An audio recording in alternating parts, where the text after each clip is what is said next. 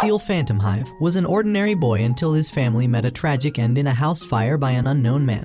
Driven by hatred and revenge, this boy decided to make a deal with one heck of a demon butler, Sebastian, who will serve him as his right-hand man. However, Sebastian only seeks to make his master's soul taste better for when their deal is done, since their deal is, once he gets his revenge, his soul will be his. Although, I'm pretty sure your girl would still summon Sebastian even if they knew the cost. What am I kidding? We're gonna be lonely forever or going to go on a trip to get the milk. Either or. The anime begins with a butler named Sebastian who makes all the girls in real life only like 2D guys, presenting breakfast and tea to his master Seal, while also notifying him of upcoming appointments with Mr. Hughes, a Roman Empire history expert, and Mr. Damiano from the Poseidon Company. Alongside these distinguished guests, a man named Baldo, engaged in stuffed animal production in India, is also scheduled to visit. Attended by the butler, the master readies himself for the day, displaying remarkable skill by effortlessly intercepting a thrown dart as he departs. Amidst the mansion's grandeur, the master enjoys breakfast in the company of his maids. The butler enters, reassigning tasks and admonishing the maids for their diligence. The master then ascends to the mansion's upper floor, gazing upon a portrait of his departed parents. The dining table is immaculately set with gleaming silver cutlery and a pristine, wrinkle-free tablecloth. The master's favorite white roses have been meticulously tended to, and an array of carefully selected ingredients lays the foundation for an exquisite dinner. This lavish hospitality exemplifies the standards of the Phantom Hive household. Bells labeled with different titles beckon in the study, guiding the master through the corridor. His summons draw the attention of the other maids, who seize this opportunity to prove their worth and outshine their peers in the eyes of their master. Desiring a sweet treat, the master's request is countered by the handsome-looking Sebastian, unlike yourself, his butler, who advises against it due to the impending dinner with guests. However, the master remains resolute, demanding a parfait and commanding Sebastian to remove a portrait from the hall, symbolizing his authority as the head of the Phantom Hive family. Sebastian, with an air of authority, points out flaws in the preparations, a barren harvest, broken cutlery, and charred stoves, mocking the other maids. A sense of urgency envelops them as they have a mere 2 hours before the guests' arrival. Sebastian channels the disciplined approach of Tanaka, another household member, and instructs the maids to act swiftly and efficiently. The guests arrive by buggy, greeted by Sebastian. The stone garden, a Japanese tradition, captivates the visitors, who are then led to the manor to await dinner. Engaging in a game of Monopoly, the master and the guests discuss East India's business landscape and exceptional staff. The master's mention of being entranced by the eyes of the deceased intrigues the guest. Amid their conversation, the master interrupts, urging the guest to make his move and disclose his reason for seeking support, a request for an additional £12,000. The guest outlines a potentially lucrative venture aiming to elevate the Phantom Company's presence in South Asia, but is halted by the master's cryptic comment. As the dinner preparations conclude, the guests are invited to the dining table. Sliced raw beef, known as donburi, is presented as an ancient Japanese dish. Sebastian's presentation is flawlessly theatrical and exudes confidence. A mishap involving spilled wine is swiftly rectified by Sebastian, leaving the guests awestruck by the impeccable hospitality. The master encourages the guests to resume their game, but the guest, citing another commitment, exits after cryptically mentioning a contract. Using the telephone, the guest communicates with someone expressing disinterest in a factory's welfare and intentions to pocket the proceeds. A feeling of being observed unsettles him, culminating in a fleeting encounter with a phantom face rising from a portrait. Dismissing it as a trick of the mind, they resume their game. Lost within the mansion's labyrinthine corridors, the guest encounters the phantom face once more, which precipitates a fall down the stairs, severely injuring his leg. In his desperation, he encounters Sebastian, who encourages him to savor the experience. Terrified, the guest retreats to a dim room, mistaking an oven for a cupboard. Sebastian enters, remarking that the oven has been started, and a sequence of events unfolds eerily mirroring their Monopoly game. Surveillance, injury, stumbling steps, and ultimately being consumed by flames. Sebastian delivers lemon pie to the maids, endearing himself to them. He also orders Baldo to replace the kitchen oven, and Seal, the master, hears the guest's screams, echoing his perception of the guest's greed as akin to that of a pig's. Seal comprehends that Damiano betrayed his factory workers and aimed to keep the profit for himself. In a different thread of this enigmatic tale, Baldo and his companions are engaged in the challenging task of rat catching. Meanwhile, nobles like Seal are indulging in a game of snooker pool. One inquisitive noble queries Seal about the eradication of vermin, to which Seal nonchalantly responds, asserting his authority to do so at his leisure. He playfully references the forbidden cheese with its nibbles from the rats. The control over the storehouse key lies in Seal's hands, yet it requires considerable effort to locate the rat's nest and eliminate the rodents. The noble proposes that a suitable reward be prepared for this undertaking. Sir Arthur mockingly labels Seal a vulture, to which Seal retorts by highlighting his family crest's dignity. Seal rises from his seat, declaring an end to the feudal game.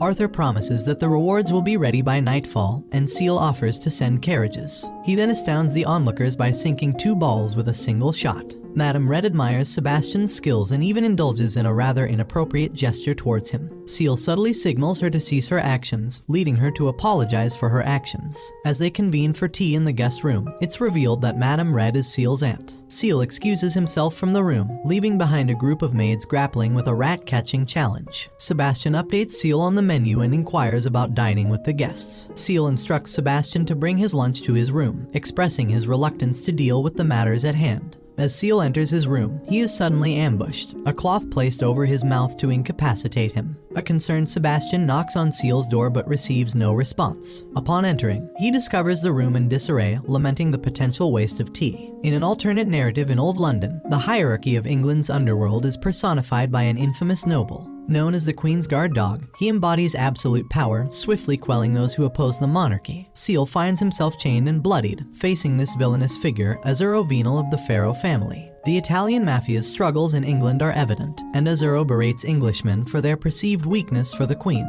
Seal and Azzurro engage in a conversation touching upon drug trade and royal mandates. Azzurro's intention is to halt the vermin and drug operations at Seal's behave. However, their dialogue takes an aggressive turn, with Azzurro pointing a gun at Seal, demanding the key to the storehouse. When Seal produces the key, he is shot multiple times by Azzurro, who then orders his henchmen to kill Seal's servants. Azzurro's men reveal their master's name and hideout to Sebastian before meeting their fate as the vehicle thereon plunges off a cliff. Back at the mansion, Azzurro tightens security and guards the entrance. In a swift and brutal sequence, Sebastian infiltrates the guards, slaying them with cutlery and steel plates. Azzurro's confidence crumbles as he faces Sebastian, but he takes Seal hostage, demanding the goods. As Sebastian retrieves the key and presents it, Azzurro shoots him, only to find Sebastian unaffected. Sebastian's resilience stuns Azzurro and leaves him defenseless, enabling Seal to mock his downfall. Azzurro is eventually defeated by Sebastian, whose otherworldly abilities and loyalty to Seal are unveiled.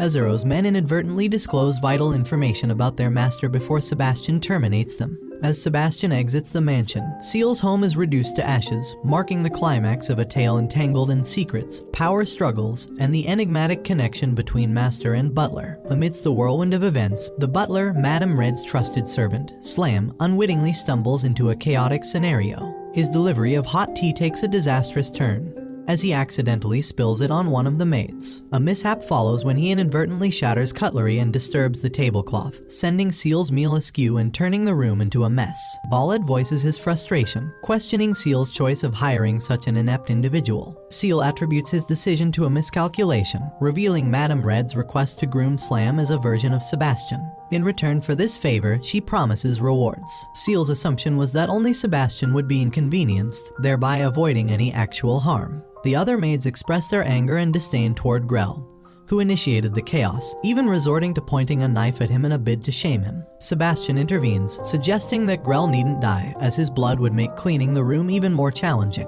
Grell perceives Sebastian's unusual kindness, and despite the tense atmosphere, acknowledges it. Nonetheless, Sebastian remains incredulous about the notion of Grell serving the young master. Sebastian takes on the task of rectifying the situation.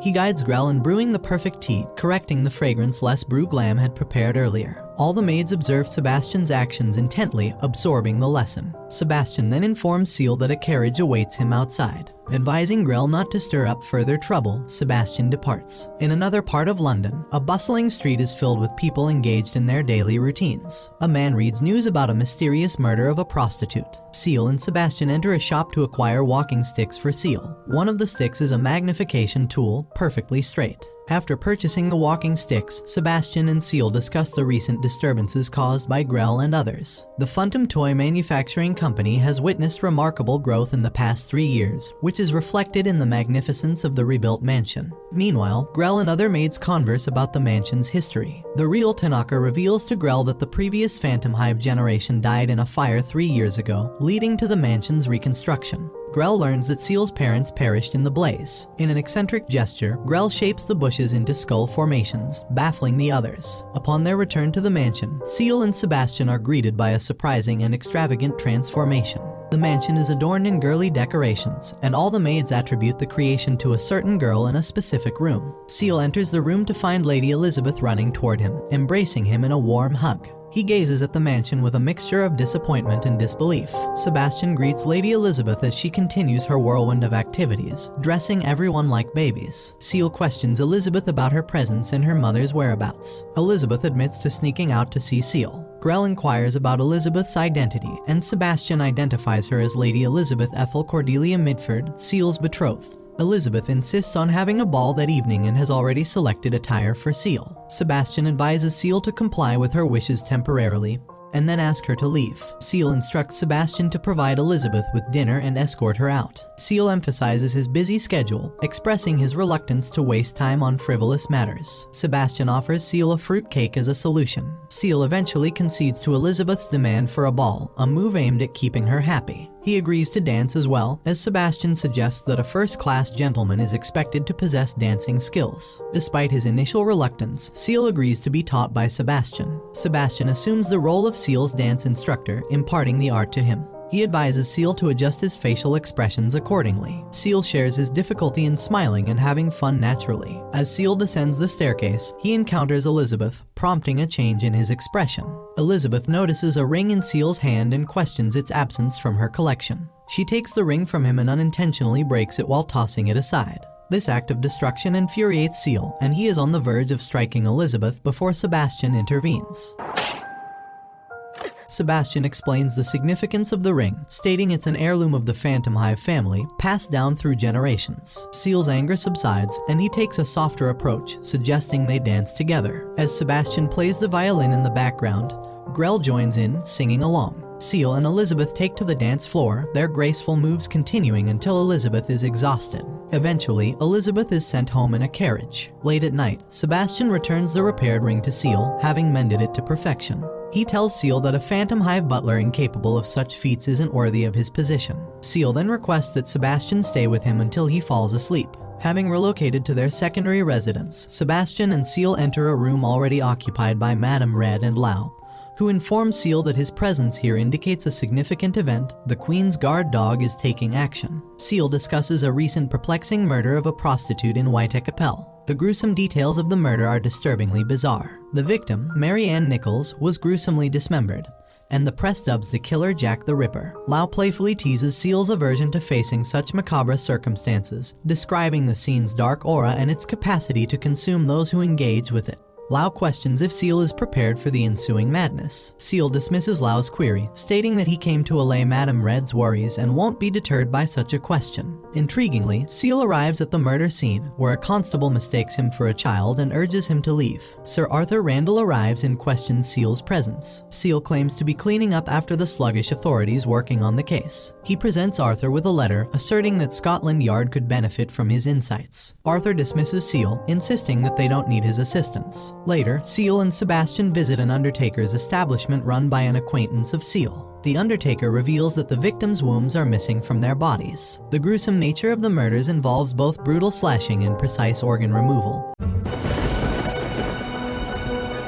hinting at a ritualistic aspect. Sebastian and the Undertaker discuss the intricate nature of the mutilations. Seal and Sebastian present their hypothesis. They believe the murder involves ritualistic practices and secret societies or black magic. Sebastian volunteers to compile a list of suspects and question them. As they return home, they are surprised to find Sebastian awaiting their arrival. Sebastian has already finished the list, contacted suspects, and gathered statements. This astounds Madame Red and Lau. Their investigation leads them to one primary suspect, Alistair Chambers, Viscount Droot. He graduated from medical school but never practiced, instead hosting parties that seemed to have an exclusive and secretive nature. To infiltrate Droot's last party of the season, Seal disguises himself as a prostitute while Sebastian plays the role of his tutor. Madame Red cautions Seal to maintain his facade and not reveal his true identity as a phantom hive. The partygoers discuss Droot, known for his libertine tendencies and rumored involvement in black magic. As they engage with the guests, Seal's panic spikes when he hears Elizabeth's voice. Sebastian advises Seal to remain calm and hide, diverting Elizabeth's attention. The ladies chat about Droot's reputation while Droot himself takes an interest in Seal. He flirts with Seal, who finds the encounter repulsive. Droot leads Seal away, and the scene transitions to Seal waking up confined in a cage. He realizes he's being auctioned, with people bidding to possess or use him as they please. In a desperate plea, Seal calls out to Sebastian using his magical eye. The room plunges into darkness, and when light is restored, everyone has fallen unconscious. Sebastian has arrived, unties Seal, and frees him from the cage. Sebastian suggests that this incident resolves the case of Jack the Ripper. The two decide to leave before Scotland Yard arrives. The following day's newspaper headlines reveal another murder attributed to Jack the Ripper, implying that Droot wasn't the actual perpetrator. Seal is left in disbelief and confusion as the case takes an unexpected turn. The headlines declare that Jack the Ripper has struck again. In a heartfelt conversation, Madame Red speaks to Seal about the challenges he faces as the Queen's Guard dog. She reflects on how his mother, her sister, would never have wanted him to be associated with the underworld. Seal shares that his purpose isn't solely to avenge his parents. He aims to inflict the same suffering upon those who betrayed and defiled his family. Despite her inability to bear children, Madame Red considers Seal as her own. After she leaves, she entrusts Sebastian with Seal's safety. Sebastian enters Seal's room, discussing the ongoing case of Jack the Ripper. They ponder whether the Viscount they suspected is truly the culprit. In a clandestine location, they stake out and observe someone. Suddenly, a loud scream pierces the air, prompting them to rush toward the source. Opening the door, they find a prostitute's bloodied body on the ground. As they step back, Grell emerges from the room, drenched in blood. Grell abandons his pretense and reveals his true appearance, sporting red hair, sharp teeth, and glasses. He introduces himself as Grell Sutcliffe, the butler of the Grim Reapers. It's the first time Seal sees a demon acting as a butler. Sebastian questions why a divine entity like Grell has chosen to be a butler. Grell hints at falling in love with certain women. Madame Red also exits the room, and it becomes apparent that Seal had suspected her and Grell for some time. Grell lunges at Seal and Sebastian with a chainsaw, but Sebastian expertly parries the attack. Seal is intrigued by the unusual weapon and asks Sebastian about it. Sebastian explains that it's the scythe of a Grim Reaper, and Grell refers to it as his death scythe. Grell reveals his affinity for the color red, likening his gruesome work to painting the ugly women with beautiful red blood. Seal removes his eye patch and commands Sebastian to end both of their opponents. Grell fiercely assaults Sebastian with his chainsaw, relentlessly pushing him back. Sebastian employs his agility to evade the attacks, their clash intensifying. In the midst of the battle, Madame Red targets Seal and wounds his forearm. He demands to know why she did it, and she angrily retorts that he should never have been born, attacking him with a dagger. Sebastian prepares to kill Madame Red, but Seal intervenes, preventing him from doing so. Madame Red's memories flood back as she sees her sister and Seal, and her resolve wavers. Grell exploits the moment, impaling her heart with his chainsaw, expressing his disappointment. As Madame Red falls, her life flashes before her eyes, a cinematic record of her deeds and misdeeds. She recalls how she lost her husband and was unable to bear a child. Fueled by anger at prostitutes who aborted their babies without remorse, she killed each one that came to her for abortion. As her coat is removed and she prepares to leave, Seal commands Sebastian to kill Grell. Grell questions whether Seal isn't afraid of death. Seal calmly responds that as long as he holds the contract, Sebastian is his loyal servant, bound to obey his every order. Seal gently drapes his coat over Madame Red's lifeless body, paying his respects to the fallen. The battle between the demon and the Grim Reaper erupts, escalating on the rooftop of a nearby house. Grell launches relentless attacks at Sebastian, who skillfully evades each strike. Their clash is illuminated by the moonlight. Despite Grell's flirtatious behavior, Sebastian is repulsed by his antics. Grell advances, headbutting Sebastian and slashing his chest with the chainsaw. Blood flows from the wound, triggering Sebastian's cinematic memories to unfold. Amidst the chaos, Sebastian's concern for his clothes surprises Grell. Sebastian contemplates using a technique he had hoped to avoid, but circumstances compel him to employ it. With a serious demeanor, Sebastian confronts Grell, and they square off under the moon's glow. Thinking quickly, Sebastian tosses his tailcoat onto the chainsaw, immobilizing it. He explains that the tailcoat, made of high-quality Yorkshire wool, possesses remarkable frictional force, making it difficult to remove once ensnared. Although he laments damaging the coat, Sebastian gains the upper hand as Grell struggles to free the chainsaw. Engaging in a fistfight, Sebastian gains confidence, delivering a flurry of kicks and punches. As he approaches Grell, he considers the Grim Reaper's scythe and its cutting power. Picking up the chainsaw, Sebastian questions Seal's readiness to bear the weight of killing a divine being. Seal firmly asserts his order. However, their confrontation is disrupted by William T. Spears, an administrator from the Grim Reaper's Staffing Association. William intervenes, apologizing for Grell's actions and explaining that he violated the Reaper's code.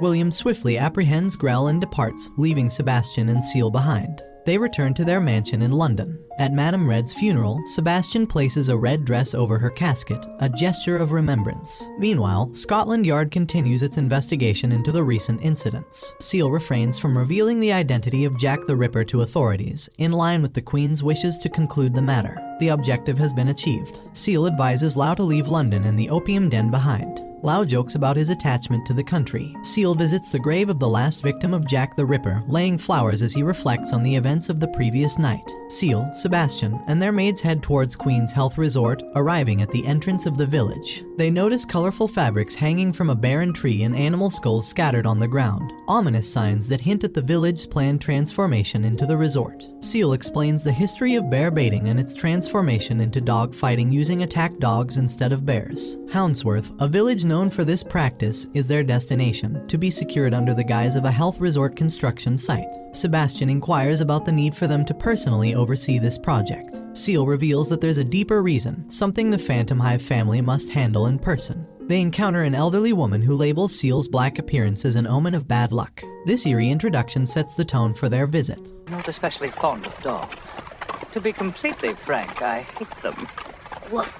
Upon reaching the village, they are met by a maiden who escorts them to her master. Unbeknownst to Seal, her master beats her with a whip, mistaking him for someone else. The master, still skeptical of Seal's role, can't believe such a tiny poodle could be the Queen's messenger. Seal's purpose is to negotiate the purchase of Houndsworth, but the master is adamant about not selling due to a perceived curse. The villagers missing or dying under mysterious circumstances is part of the curse's effects. Seal finds this intriguing and decides to witness this calamity himself. Angela, the maiden, engages with other maids, discussing the village's mysterious events. At night, Angela implores Seal to leave, and they hear eerie howling that terrifies her. Demon hounds are approaching. She claims that anyone defying the village is cursed by these supernatural hounds, a law the villagers adhere to strictly. The next day, they visit the beach, with Seal's maids enjoying the water while he reads. Seal orders Sebastian to intervene, leading to an altercation with the villagers. Finney intervenes when dogs are being attacked, and Seal and the others are soon chained up. Angela begs for their forgiveness, but Henry, the master of the village,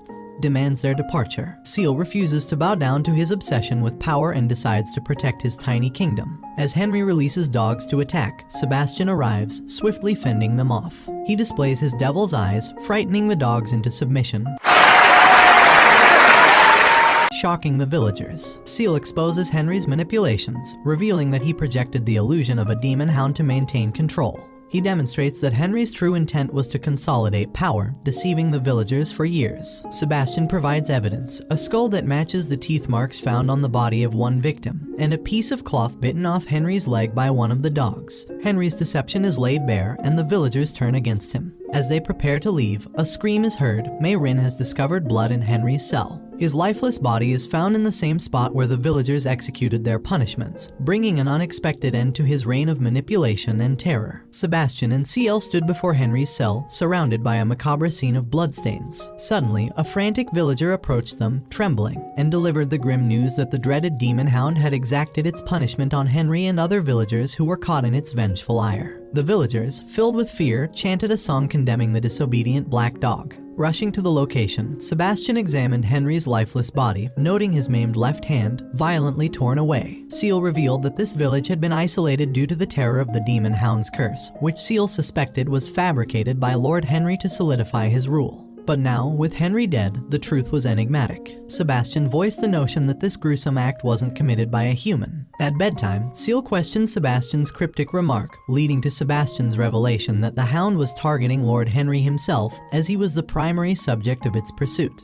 He speculated that no one else would have been a target. During the night, Finney and May Rin heard strange noises emanating from Angela's room, prompting them to investigate her safety. To their astonishment, they stumbled upon a disconcerting sight. A naked man was licking Angela's neck. Shocked, Finney fled while May Rin relayed the situation. Angela was nowhere to be found. Bald informed them that he had gone in search of herbs. Alarmed, they embarked on a quest to locate her. Their search led them to a graveyard where they heard the mournful cry of a werewolf. Concealing themselves, they observed a naked man approaching the graveyard. A noise alerted the man, but he vanished as the villagers appeared unexpectedly. After their departure, the man transformed into the demon hound. As it lunged toward Finney, Sebastian intervened, using a strategy of rewards and punishments. He offered dog biscuits, alternately petting and kicking the hound, until it was subdued. Sebastian forcefully hurled the hound into the ground, causing a spring to burst forth. Emerging from the spring, the hound had transformed back into a human. Angela arrived and revealed the man's name as Pluto. She had found him a month earlier and kept him due to his endearing qualities. His tendency to transform into a human when excited had been kept secret.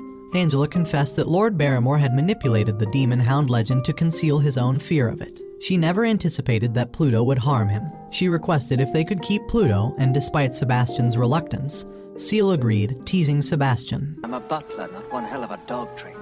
Grateful villagers attributed the end of the demon hound curse to Sebastian and his group. Angela explained that the land would weep tears of forgiveness once the sins against dogs from the past were atoned for. The villagers misinterpreted this as the creation of a hot spring, which led to the establishment of a resort. The once gloomy village transformed, and Queen Victoria's concerns were alleviated.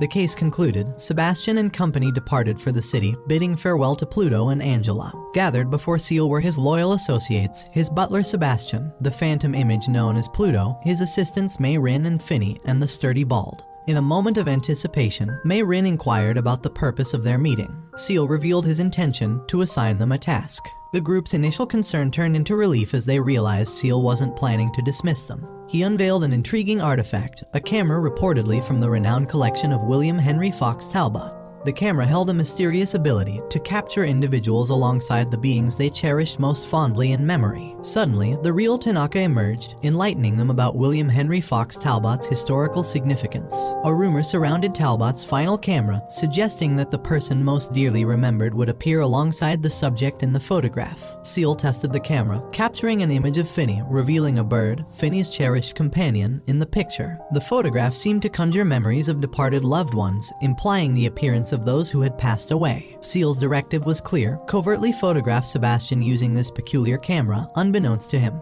They aimed for a candid shot to unveil Sebastian's hidden affections. The challenge emerged as Sebastian, lightning fast, recited in the library. The camera's 10-second capture time clashed with his swiftness. Repeated attempts to photograph him yielded failure. Unbeknownst to them, Sebastian approached, obliging them to conceal Pluto. The blurred photographs they managed to snap drew Sebastian's attention. In the midst of strategizing, Mr. Lau entered, offering his assistance, which Seal reluctantly accepted. Seal warned of the consequences of failure, and as the guests arrived, Sebastian received them. Paul Jones, a journalist from Brit Business, engaged Sebastian in conversation. Sebastian escorted him to meet the genuine Tanaka, the director of the Phantom Company. Though against his intentions, Seal conceded to using Tanaka to answer questions. As Tanaka assumed a small form to answer queries, Sebastian managed the journalist. Upon departure, the journalist requested a photo with Sebastian, who declined, disappointing him. Seal later inquired about the interview's outcome, with Sebastian praising Tanaka's performance. In the evening, Seal instructed Finney to throw a stone statue at him, intending to provoke a reaction.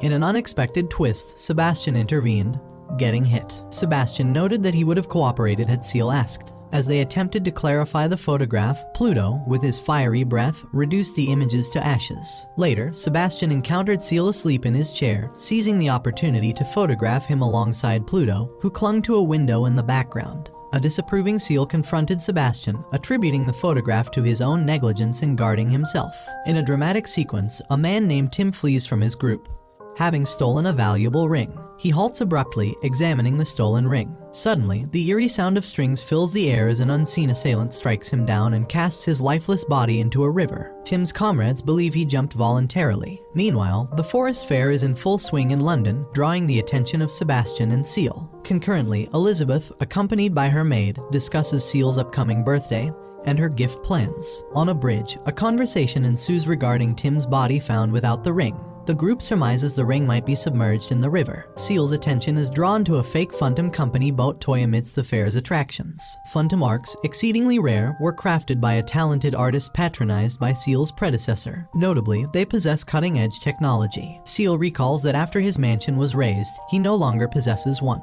During their fair visit, Seal spots a Scotland Yard officer who's not there for leisure but duty. The officer invites Seal to tea to discuss a matter. The officer reveals the discovery of a criminal organization member's corpse beneath the ice, with a missing blue diamond ring valued at 2,000 quid.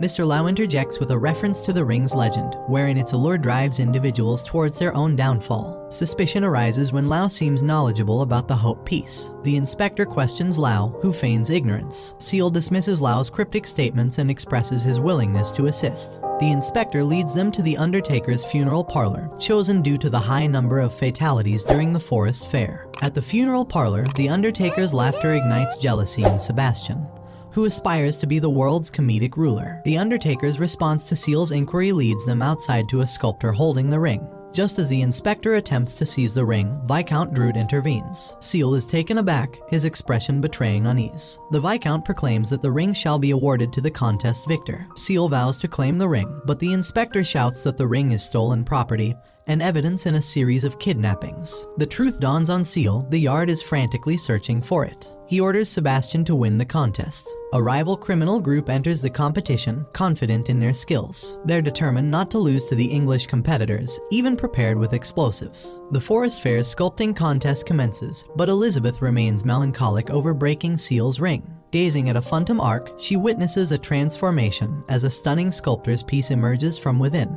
Even Seal approves. Amidst the contest, a criminal with explosives interrupts, threatening everyone to leave. Seal stands firm, commanding Sebastian to retrieve the ring. Sebastian's swift actions disarm the situation, his impressive skating maneuvers and leaps captivating the judges. As the standoff intensifies, Sebastian's agility thwarts the criminals, causing chaos. Eventually, Sebastian and Seal stand atop the Noah's Ark sculpture, having quelled the threat. Tragically, the ring sinks to the depths of the Thames. Elizabeth's disappointment intensifies as she destroys the fake Phantom Ark she purchased. In a poignant moment, she uncovers the Hope piece. It becomes clear that the piece was planted by Tim's murderer, leading to a startling revelation about the crime's perpetrator. May, Rin, and Finney are taken aback as they witness Elizabeth's forceful arrival in her carriage. She rushes towards Seal, handing him a small gift and urging him to open it. However, upon glimpsing the ring in his hand, she swiftly reclaims the box, mentioning it was merely a ruse. According to Elizabeth, a true lady wouldn't attempt to win a gentleman's affection with material possessions, considering it disgraceful. After bidding her farewell, she vanishes, leaving Seal bewildered. Sebastian reminds him that his birthday is tomorrow, speculating that Elizabeth's visit might be connected to that. He suggests organizing a birthday party, prompting Seal to recall past memories of birthday celebrations, overshadowed by the haunting recollection of his parents' mansion being reduced to ashes. He dismisses the idea as nonsense and instructs Sebastian to bring him tea in his room. Meanwhile, Elizabeth's disappointment grows as she returns home. The ring in her possession begins to emit a radiant glow, capturing her attention. She notices a man playing a music box on the street, and his enchanting melody compels her to follow him. She eventually arrives at a toy store where a perceptive man recognizes her sadness. He offers her a seat, prompting Elizabeth to pour out her heart, recounting her troubles. The man proposes numerous gift options within the store, and Elizabeth's gaze falls upon the dolls displayed around her. The man suggests the most fitting present for a precious person might be herself. Back at the mansion, Sebastian informs Seal that Elizabeth has disappeared on the streets of Islington. While en route to the location, Sebastian presents Seal with letters from the Queen concerning the kidnapping of young girls. As they travel, Seal directs Sebastian to compile a list of suspects and investigate the crime scene.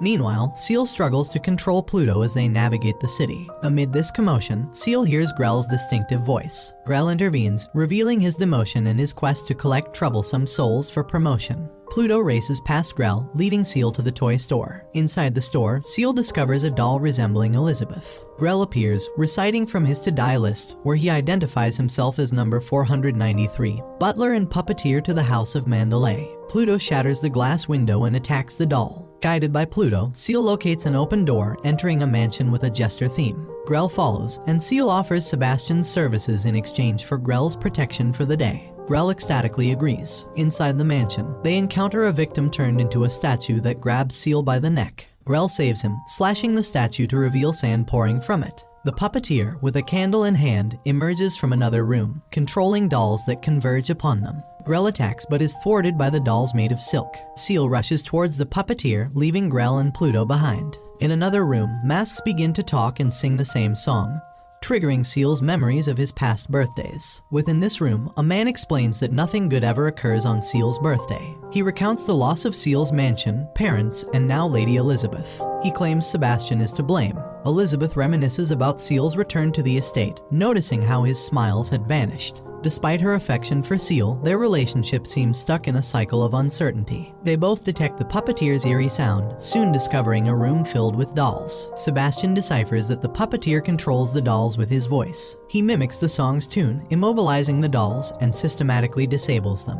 The puppeteer emerges, asserting that Seal belongs to his master due to the ring on his finger. He reveals that the Hope Piece is a present sent to those destined to become dolls. Sebastian swiftly rescues Seal by leaping out of a window. Anguished by Elizabeth's fate, Seal berates Sebastian for not saving her. Sebastian explains that while an order is vital, a contract takes precedence, akin to his allegiance to the Queen. Despite searching every nook, they can't locate Elizabeth, except for a sealed tower. Only Pluto can unlock it. As they approach the door, Pluto's collar gleams, enabling him to open the entrance. The tower's peak houses a wooden door. Upon entering, they discover Elizabeth seated in a corner, controlled by strings. An axe flies towards her, but Sebastian halts its trajectory. Grell intervenes, severing the strings that manipulate Elizabeth. The threads lead to the puppeteer atop the tower. Suddenly, they're ensnared by invisible strings. Sebastian loosens the grip by kicking an axe towards the puppeteer, who crumples dead, another puppet. Drossel Keynes' soul was collected 5 years ago. Another doll in the room stirs, heading towards a door. Inside, a man sits with his face turned away. They confront him about his transformation of girls into dolls. Seal tosses the ring at him, who reveals that Seal's fate was one of death since birth, claiming his existence is impure. He confesses to trying to erase him from the world. Seal confronts him, realizing it's just another doll. A tiny doll moves in its lap, escaping. Sebastian notices invisible strings, implying another puppeteer. They depart with Elizabeth. Elizabeth throws a small birthday party for Seal. Post-celebration, she returns home in her carriage. Seal and Sebastian speculate about the culprit. Seal recalls a marking on the tower floor that troubles him, but he keeps his uneasiness private. Later, as Seal retires for the night, Angela captures and crushes the tiny doll. Lifeless bodies hang upside down, suspended by ropes. Scotland Yard officers work diligently to detach the corpses from their morbid restraints, each body accompanied by a note. Inspector Aberline incurs the fury of Sir Arthur due to his inability to apprehend the criminal responsible. Arriving at the scene, Seal and Sebastian scrutinize the victims, all recent arrivals from India, confirming that none have officially died. A phrase on the notes, "the child of craziness and laziness," intrigues them. A distinct symbol on the notes provokes Sir Arthur's anger, suggesting mockery of both Englishmen and the Queen. The suspect likely hails from India. As Seal and Sebastian venture into the East End, they're ambushed by hostile thugs who harbor disdain for the British. Before the confrontation escalates, an elegantly dressed Indian man intervenes, demanding the thugs back down. The thugs insultingly refer to Sebastian as Konsama, meaning butler. The man inquires if they are English noblemen, and when confirmed, he orders his companion, Agni, to attack. Agni's blows prove ineffective against Sebastian, whose resilience bewilders them. The leader questions if all Indians are savage enough to attack any wandering Englishman. This triggers his anger, realizing his comrade instigated the brawl without cause. In a surprising turn, he instructs Agni to support Seal instead. Agni defeats the thugs, and the man introduces himself as Prince Soma of Bengal, aka Prince Soma Asman Kadar. They part ways after bidding farewell. Upon returning home, Seal and Sebastian find Mr. Lau visiting. Unexpectedly, Prince Soma and Agni appear at their door, explaining that they wish to see Seal and offer their gratitude for saving them. Agni introduces Prince Soma, revealing him to be the 26th child of the King of Bengal. Seal instructs Sebastian to keep them under observation. The following day, Seal wakes up to find Agni and Soma in his room. Soma playfully carries Seal, proposing they explore London. Sebastian hesitates, citing Seal's busy schedule. While observing Agni and Soma praying to goddess Kali, they learn about her history. Later, Seal practices with Sebastian, and Soma persistently urges them to show him London. Seal's irritation culminates in a challenge. If Soma wins a duel, Seal will grant him the London tour. Agni inadvertently attacks Seal's vital point, prompting Seal to substitute Sebastian in the fight. The duel commences between the two butlers, culminating in a draw after breaking each other's swords. Shockingly, Seal realizes Soma can match Sebastian's skill. Soma explains that Agni is his palace's finest warrior, a rare opponent who matches him. Seal questions if Soma is another demon, but he clarifies he's an exceptional human.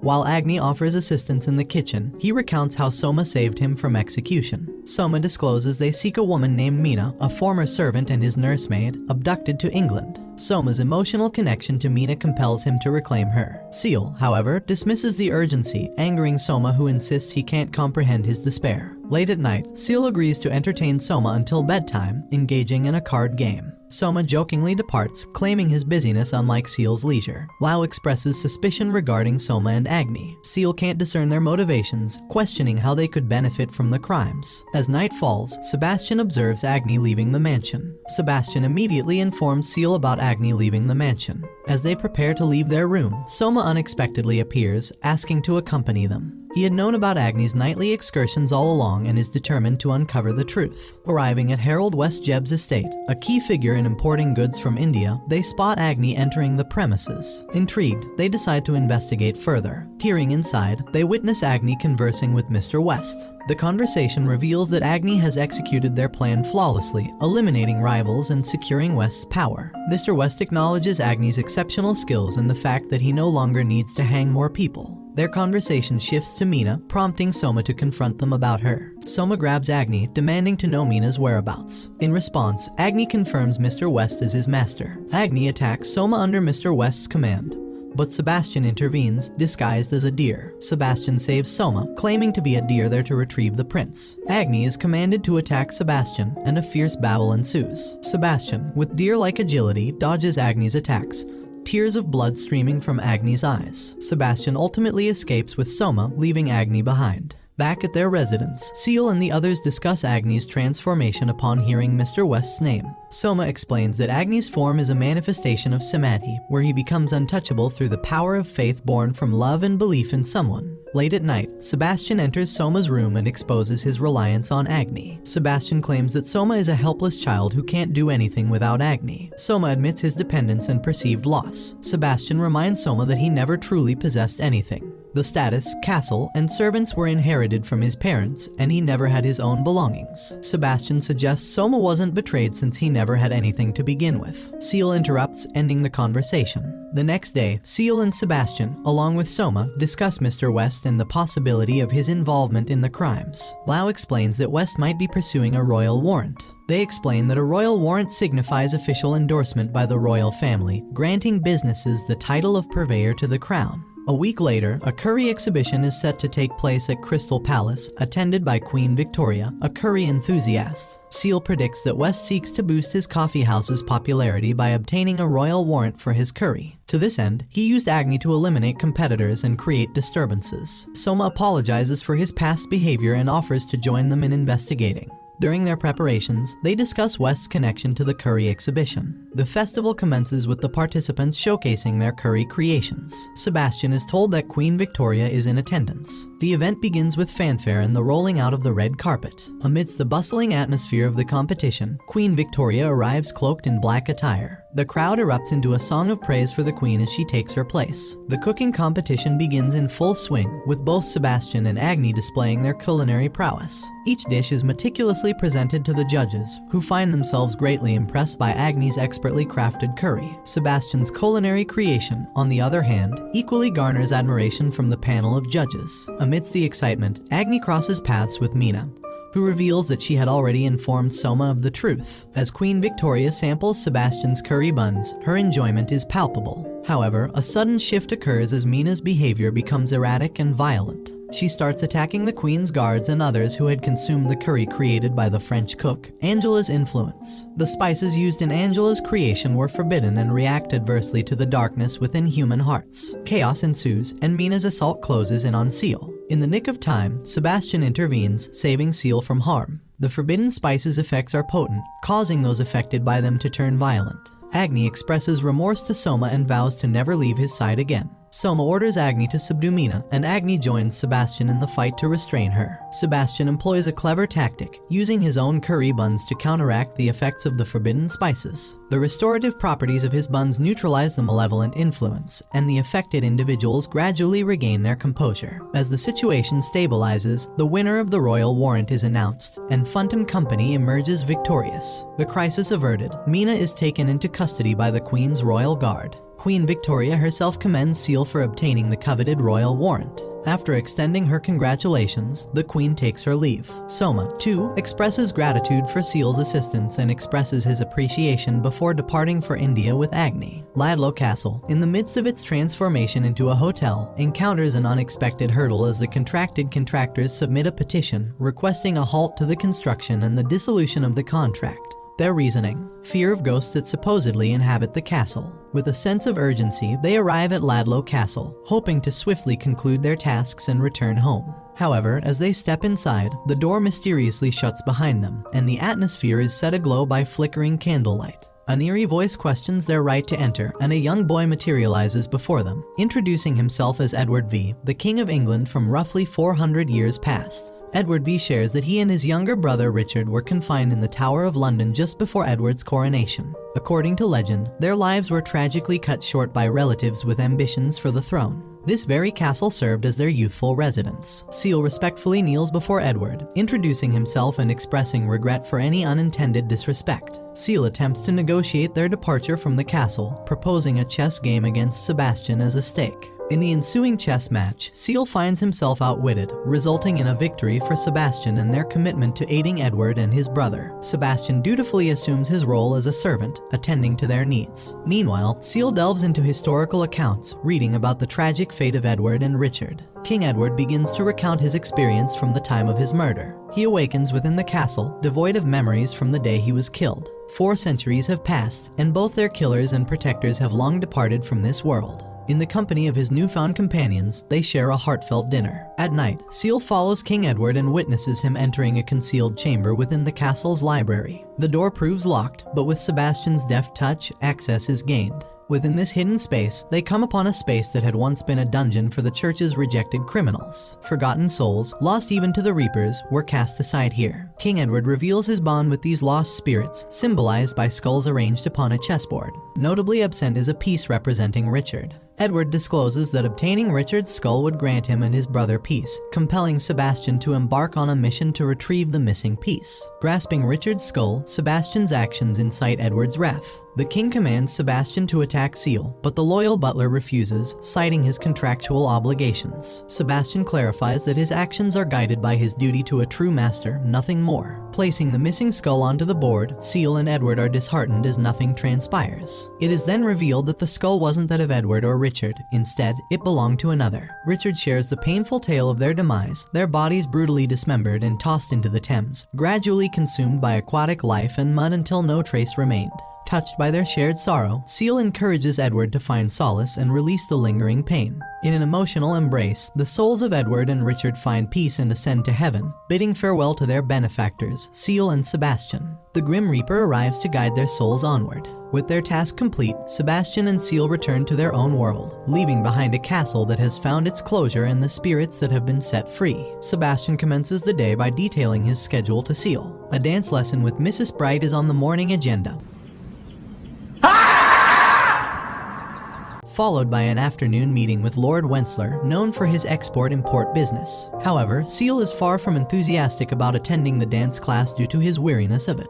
Upon entering a particular room, they encounter the Queen's butler engaged in conversation with Tanaka. This sight puzzles Seal, leading him to question why the Queen's butler is present in his mansion. Sebastian discloses that Ash has been the one facilitating Her Majesty's orders. Seal inquires about the reason behind Ash's visit this time, and he learns of a curious situation. Outside of Preston, a Catholic abbey, long abandoned since the Reformation, has become a gathering place for a cult propagating deviant doctrines. Rumor has it that the cult leader possesses the Doomsday Book, a record of all followers' deeds and sins, as if a registry for the forthcoming Judgment Day. Ash clarifies that the Doomsday Book is not one of earthly possessions, but rather a register of actions meant to be presented before the Lord on Doomsday. There's talk of a potential revolt against the government, which alarms Her Majesty. Seal probes whether they are being tasked with dispersing or eradicating the cult, and Ash leaves the decision up to them. However, the abbey is heavily fortified, making infiltration challenging. Taking advantage of their chat, Seal asks Ash about the recent delivery of numerous coffins to the abbey. This intriguing conversation prompts Seal to visit Undertaker's funeral parlor, seeking assistance. However, upon entering, he is met with the unexpected sight of Grell posing as Undertaker. An amusing exchange follows, revealing Undertaker's unconventional demise involving salt, at which point Seal queries Grell's presence. Grell explains the recent theft of cinematic records, reels of film containing life memories. Grim Reapers extract these records from individuals on their to-die list, replaying them to determine fate. Curiously, humans only witness these memories upon death. Sebastian inquires whether these records can be stolen, and Grell elucidates that they're stored in a library when not in use. These records encompass the complete past of all currently living beings, encapsulating their crimes and everything else in book form, similar to preparations for Doomsday. Seal beseeches Undertaker, who is now possessed by Grell, for a favor related to the abbey. Undertaker obliges, transporting Seal in a coffin to the abbey. As Undertaker distracts the guards, Sebastian, Grell, and Seal stealthily enter. Unexpectedly, the guards themselves usher them in. Once inside the church, Seal notices a peculiar mark that resonates with one on his body. A child taunts Grell, leading to a brief altercation, and the children subsequently flee, chanting about being uncleaned. A woman dressed as a nun approaches, explaining the concept of impurity among those over a certain age. She deduces that Seal is a new convert, assuring him that studying their teachings will cleanse his body. Sebastian employs his charm, insinuating that such a beautiful woman couldn't possibly be impure. Sebastian accompanies the nun to engage in a seductive interaction. Afterward, she confides that the long-lived individual's Doomsday books are considered impure. Their leader supposedly purifies the impure passage, revealing not just the past, but also the future, albeit only to the chosen children of the heavenly choir. Sebastian deduces that since only young boys are chosen for the choir, Seal could get close to their leader. The cleaning ceremony unfolds, and Seal is approached by the cult leader. Sebastian steps in to protect him, ultimately killing the leader upon Seal's command. However, their moment is disrupted by the appearance of Angela, soaring with wings outstretched. Angela seizes Seal, revealing a reel of cinematic records that she binds around Sebastian. A deathly confrontation ensues, with Sebastian urging Grell to retrieve his death scythe, unfortunately unavailable, having been taken by William.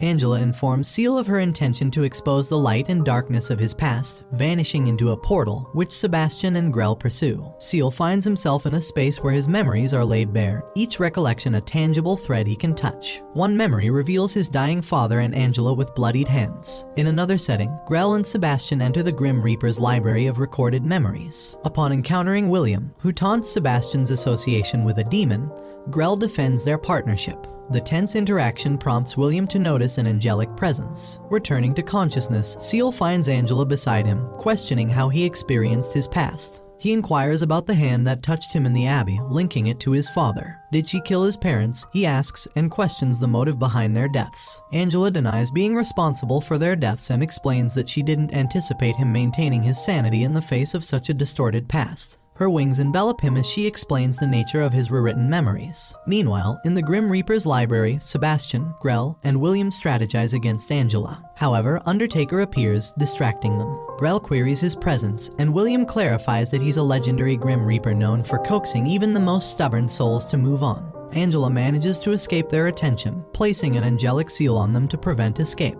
She reappears in the abbey, attempting to cleanse everyone by violence. Stymied by the seal, the group realizes there's one way to counteract it: the Death Bookmark, a tool reserved for the managerial class of the Grim Reapers Association. Undertaker employs the Death Bookmark to halt Matilda Simmons' narrative, sending Sebastian into the fray. There, he confronts Angela, joined by William, who pins the angel to the ceiling using his death scythe. Grell wields the same scythe to pierce Angela's hand. Sebastian employs knives to injure Angela further, but she begins self-destructing with a deafening scream, causing the entire church to tremble. Sebastian instructs everyone to flee as the church collapses. He too departs, and Angela's smile precedes the church's collapse. Believing the ordeal to be over, Seal implores Sebastian to take his soul, but Sebastian opts to serve him for a while longer. The following day at Undertaker's funeral parlor, Seal, Sebastian, and Grell question Undertaker about his presence at the library after retirement. Undertaker explains that he forgot to return certain cinematic records. He mentions 2 books regarding the Earl and Countess Phantomhive, unadulterated cinematic records with no angelic alterations. Undertaker suggests Seal reads them to identify who to seek revenge against. Seal, however, declines, maintaining that it isn't his practice to repeatedly disgrace the dead.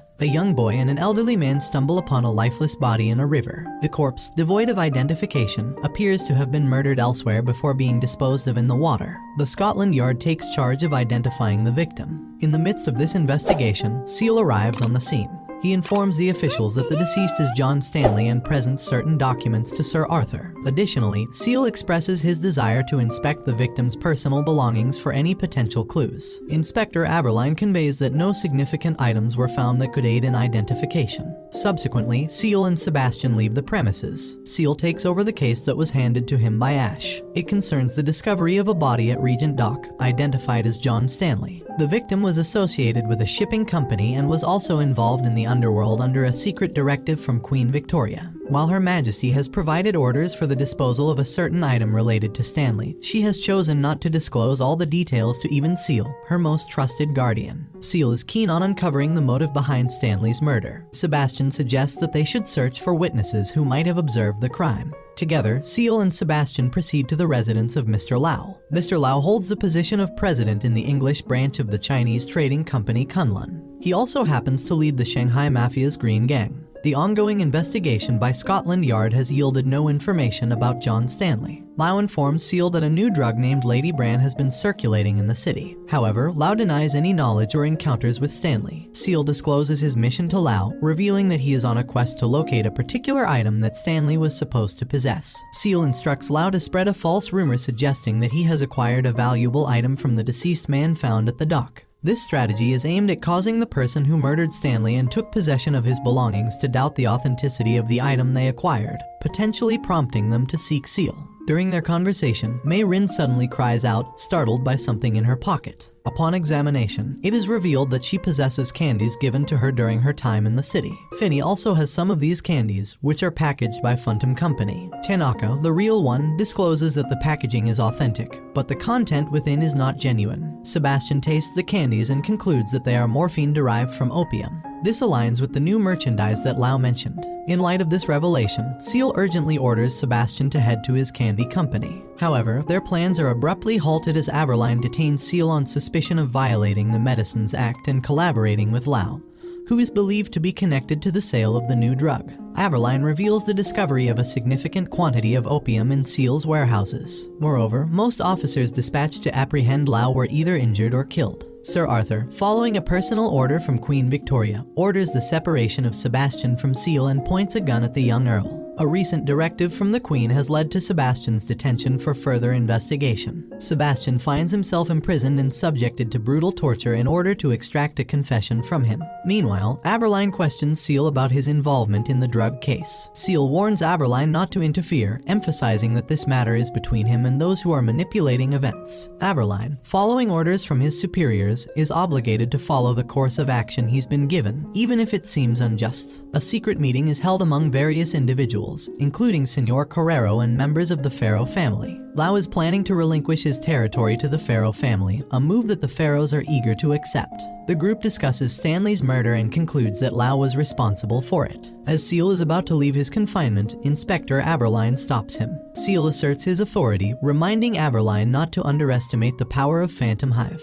He claims that even though his pawns may have been taken from him, he will continue to play the game until the end, a fate that comes with being born into the cursed Phantom Hive lineage. Aberline extends an offer of assistance, expressing his willingness to be Seal's pawn. Aberline manages to locate a boy who witnessed the murder. The boy describes a Chinese girl and a white-skinned man who gave him a candy, the same morphine-laced candy found earlier. A drug addict attempts to steal the candy, but Aberline intervenes. Senor Carrero is abducted by Seal and Aberline. They interrogate him about the drug distribution, suspecting that Phantom candies are being used to spread drugs. Carrero implicates Lau in Stanley's murder, revealing that Stanley had made advances towards Lau, leading to his death by Lau's pet tigress. Carrero also suggests that Lau has obtained something valuable from Stanley. As Seal and Aberline attempt to flee from Senor's men, Seal unveils his hidden power by removing his eye patch and summoning Sebastian. The assailants are swiftly dealt with, and Seal orders Sebastian to pursue Lau. With a cannon barrage from a distant castle, Seal damages Lau's ship. In the midst of the chaos, Seal and Sebastian board the ship. Lau's pet tigress attacks them, but Seal manages to reach Lau's compartment. Lau reveals diplomatic documents proposing a military alliance with Germany and Italy, orchestrated by Queen Victoria. These documents indicate that the Queen intends to spark a war by invading France using opium, similar to how England once invaded Lau's homeland with the drug. Lau confesses that he has grown weary of being a pawn and wanted to engage in a high-stakes game with Seal. Their confrontation intensifies as Lau attempts to attack Seal with a sword. Sebastian defeats Ranmao, Lau's pet, but when Lau targets Seal once more, Sebastian is impeded by Ranmao. Aberline intervenes, placing himself between Seal and Lau. Lau manages to pierce Aberline with his sword, but Sebastian intervenes and wounds Lau. Lau succumbs to his injuries and dies. Seal desperately attempts to save Aberline, but he passes away, expressing his contentment that Seal is safe. Aberline sees a reflection of himself in Seal and urges him to move forward before passing away. Seal is devastated by Aberline's sacrifice and slaps Sebastian, blaming him for not protecting Aberline when he was in danger.